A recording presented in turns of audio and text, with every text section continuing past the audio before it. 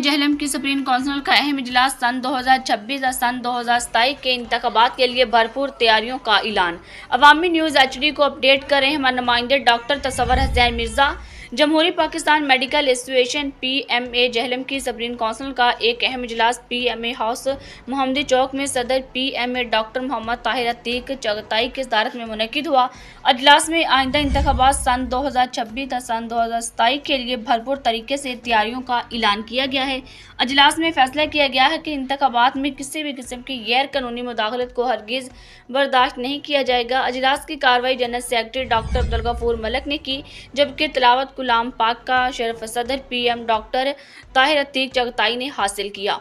अजलास में senior vice president doctor Shahzana Imtiaz, vice president Jhelum doctor Abdul Shakoor Malik, Dina से doctor captain Mohammad Arshad, Sarai Alamgir से डॉक्टर वहीद कामरान, साबिक सदर डॉक्टर तफसीर हुसैन गोंदल, साबिक election commissioner doctor Shahid Tanveer, clinical secretary doctor Shiba Akram Hashmi और एग्जीक्यूटिव मेंबरान doctor Shahnaz Chahar, doctor Saman Ali, doctor Farah Akram Hashmi, doctor Mahmood Ahmed Chaudhry और डॉक्टर आबिद बशीर गोंदल ने शरीक हुए।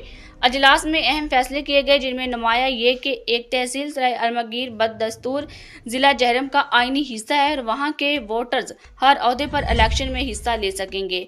नंबर 2, PMA के आइन के तहत वो शख्स जो 2/3 अक्सरियत से एक बर्खास्त हो चुका है, आइंदा किसी भी इलेक्शन में हिस्सा नहीं ले सकेगा।